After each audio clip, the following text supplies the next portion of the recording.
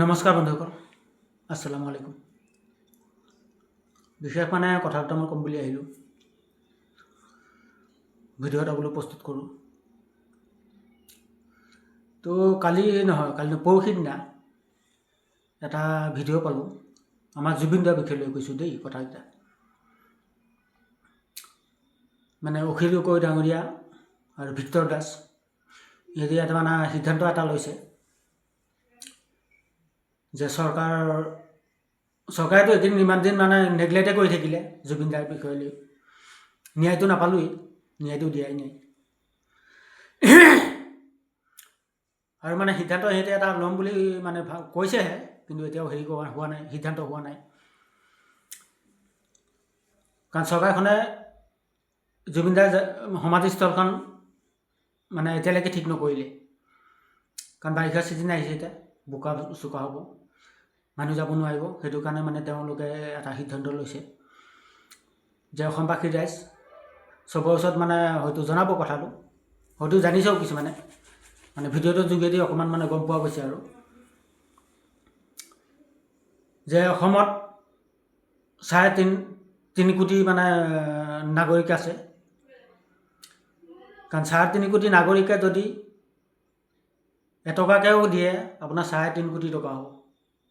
আৰু 3.5 কোটি টকা এই সমাধিস্থলত খৰচা কৰিবলৈ নালাগে, হৈ যাব। 3.5 কোটি টকাত একদম ধুনীয়াকৈ সজাই পৰাই তুলিব পাৰিব। তো সেইবাবে এটা চবকে অনুৰোধ কৰিছোঁ, চবেই এই দায়িত্বটো লোৱাটো ভাল, ল'ব লাগে, চবেই লাগে, প্ৰত্যেকটো মানুহে এই দায়িত্বটো ল'ব লাগে। কাৰণ জুবিন দাৰ নিচিনা মানুহে যদি তেনেকুৱা এটা নাপায়, সঁহাৰি নাপায়, তো কোনে পাব? তো সেইবাবে কৈছোঁ কথাটো, চবকে অনুৰোধ কৰিছোঁ, চবেই যাতে সহযোগিতা কৰে। তাত এটকা পইচা কিনো, এটা মৰ্টন খালে মৰ্টনো নাপায় এটকাত, এনেকুৱা দিন আহিছে এতিয়া বৰ্তমান। যোনে যিমান পাৰে দিব লাগে, আৰু তেওঁৰ সমাধিস্থলখন ধুনীয়াকৈ সজাই পৰাই তুলিব লাগে। মোৰ ফালৰ পৰা মই নিয়ত কৰিছোঁ, মই 500 টকা এটা দিম। কাৰণ মই দুখীয়া মানুহৰ ঘৰৰ, দিন হাজিৰা কৰি খোৱা মানুহ, কিন্তু তথাপিও মই 500 টকা দিম বুলি মই নিয়ত কৰিছোঁ। পইচা সিহঁতি উঠালেই মই 500 টকা ভৰাই দিম মই। তো অসমবাসী ৰাইজকো মই অনুৰোধ কৰিছোঁ, চবেই যাতে এই গুৰুত্ব সহকাৰে এই কথাটো লয়। ধৰক জুবিন দাৰ সমাধিস্থলখন যাতে ধুনীয়া হৈ যায়। ধুনীয়া হ'লে আমাৰো ভাল লাগিব, অসমবাসী ৰাইজৰ মনত ভাল লাগিব। আৰু অসমবাসী ৰাইজেতো এইটো ন্যায় বিচাৰি আছে, ন্যায়টোতো হ'বই আজি নহয় কালি।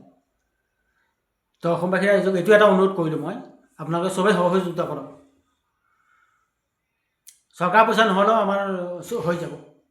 আমি যদি 2 টকা এটকাকেও দিওঁ, বহুত পইচা হৈ যাব, অভাৰ পইচা হৈ যাব। তো জয় অসম, জয় জুবিন দা।